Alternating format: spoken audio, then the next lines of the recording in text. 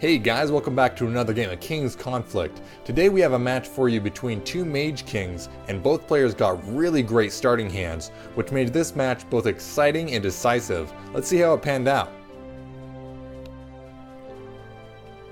Wow, the blue player has a superb first hand. He's going to move his king, burn the red dragon for 25 bonus gold, and then play the frost mage in his forest region. He even has enough gold left over to use the lightning strike he has in his first hand if he wants to use it on the second turn.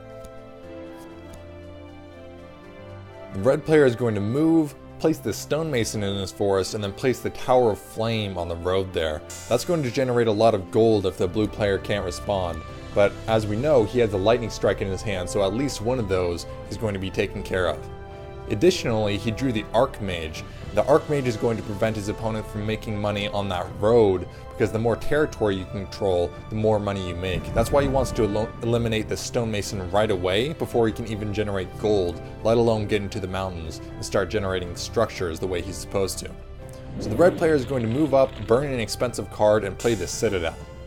Placing the citadel is a definitive move in this game because it will increase the attack power of all magic servants, including the opponents. But for him, the red player is going to be holding that large plains region, protecting his king, and generating inexpensive units, which will automatically be buffed by that same structure. The blue player just drew another Frost Mage. Used in tandem with the first one, that's a highly effective card, but it's way out of his budget right now. He doesn't have nearly the kind of card he'd need to burn in order to play that 45 gold unit there. He's going to move his cards around just to get forward and let some more gold generate. So the red player now has just generated an Apprentice Mage. So he's going to play that in pass turn. He doesn't have enough gold yet to do much else. The blue player was lucky enough to draw a potion of speed, which not only will give additional movement to that unit, but he's also going to gain an additional attack with the archmage, making him harder to gang up on by the opponent's multiple units. He's going to move some of his units here not only for territory control, but so he can place the gold mine in his own forwards mountains.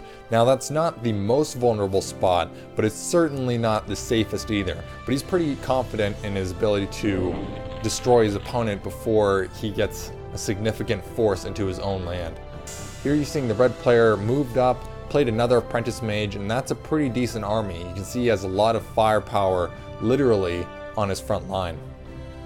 The blue player unfortunately has the perfect answer, which is the card Freeze. That's going to immobilize and stop his opponent from attacking. He also has the weather card Snow, which will reduce the power of fire units in its region. So instead of taking 2 damage from either of those units, he's going to move up and take both of them out and only suffer 1 damage total.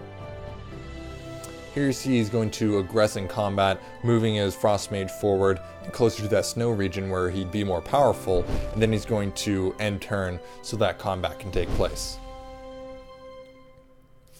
So the red player we know just generated another Apprentice Mage. He can't place it forward, so he's going to move back and kind of force himself into a little nook, a little nest of fire there, by placing the Apprentice Mage between him and his opponent.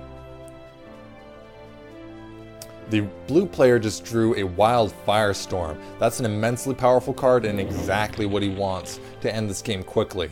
He's going to need to have 3 mages in play, including his king. He already has that, but he needs to keep them alive, so instead of moving forward, he's going to move as far out of the fray as he can.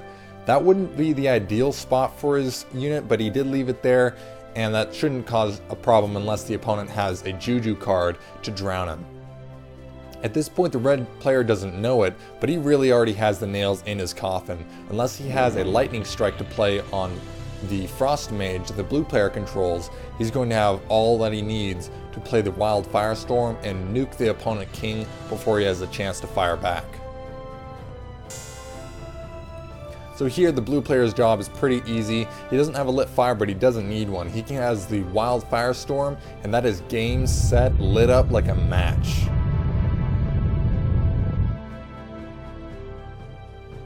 Thanks for watching, guys. Kings Conflict is a free online game you can download at kingsconflict.com. You can also follow us on Facebook, Twitter, or Tumblr, or check the game out on IndieDB or GameJolt. If you'd like to support King's Conflict, you can share it with your friends, contribute online in the forums, or even design and submit maps. Download King's Conflict at kingsconflict.com and play today, guys. Thanks.